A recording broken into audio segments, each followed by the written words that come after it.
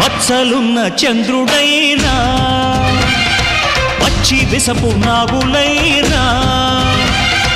చంతను చేర్చే దేవా మా చింతలు తీర్చగరావా నెర నమ్మిన దైవం నీవే రాయుడా ముక్కోటి వేల్పులలోన ముక్కోపి నువ్వే అయినా ఎలుగెత్తి పిలవంగానే పలికేర ఇంకెవరైనా మా తల్లి తండ్రి దైవం నీవే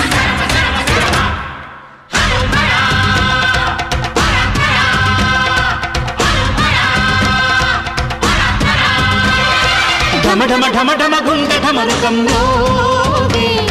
గణ గణ గణ గణ గొంతు గంటగా